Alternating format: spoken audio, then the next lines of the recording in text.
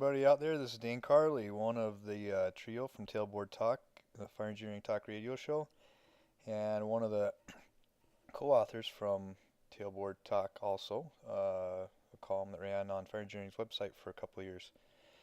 This class I'm going to be teaching this year at FDIC is called Seeking Out High Reliability Employees.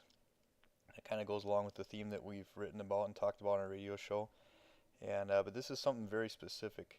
And it came to me while I was reading a book about Vietnam, and it amazed me that of the over 400 casualties that happened on Hamburger Hill, over 30% of them were caused by friendly fire. And what really caught my attention was the simple fact that a lot of these friendly fire incidents were simply because commanding officers wouldn't listen to subordinate officers. Subordinate officers were literally calling the supervisors on the radio and saying, "Hey, you're bombing us," and they'd argue with them and say, "No, you're not," and the bombs are dropping on them. And during the course of reading this book, there's a lot of examples of how they were measuring their commanding officers. And granted, there was always a measurement of how good they were, how technically competent they were, how good they were at strategy and tactics, but it was also a lot about how they presented themselves, how they took care of their soldiers, how they had an ability to build confidence, those types of things, how to stay focused on what was important. Well, how does this compare to the U.S. Fire Service? I know there are comparisons, I know there are similarities in the type of people they're looking for, but how do they compare? And so I started thinking about it, and a lot like soldiers in Vietnam, there's a lot of downtime interrupted by moments of hard, heavy work, maybe moments of terror, whatever you want to call it. But we spend a lot of time outside of emergency scenes. Now, at those emergency scenes, our officers obviously need to be making competent decisions because there's immediate repercussions for bad decisions. Therefore, firefighters want to see their officers, captains, battalion chiefs, whatever rank structure you use, they want to see their officers who are making decisions to be technically competent. But day in and day out, the things that cause morale problems, the things that set one crew apart from another, or the things that boost morale. I mean, there's a double-edged sword to all of this. There's positives and negatives. The things that are cause bad morale can also cause a good morale, the opposite. So that's what firefighters are looking for also. They want an officer who has the ability to understand what they need.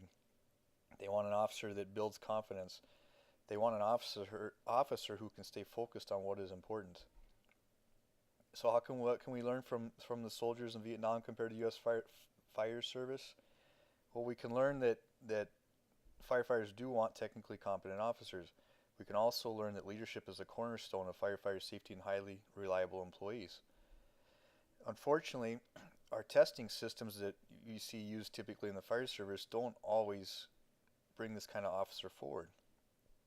The tests that I've seen, the process that I've seen often start with a written test. Well, a written test is great at measuring technical competency, but even more so, it's great at measuring a person's ability to memorize stuff out of a textbook. It doesn't usually look for leadership potential. There is an option out there for written tests that can measure leadership potential, or it's not really a written test, it's more of an assessment, but there are those options. But the tests that we use in the fire service typically are technical type information that we have, ladder lengths and GPMs per hose size and those types of things, or nozzle size. So if we know that firefighters want a technically competent officer, but they also want an officer who demonstrates good leadership, what can we do about that in our selection process? Well, there are a lot of good ways to improve that. For one thing, the written test shouldn't be the first step.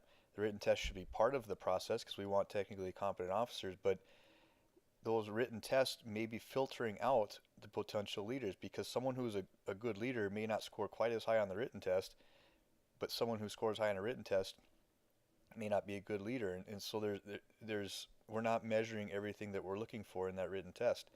So we'll talk about some of the ways in this class. We'll talk about some of the things to be looking for, some of the ways that we can do that, some of the ways we can realign our testing processes to look for those desirable traits, something that's not just memorized out of a textbook.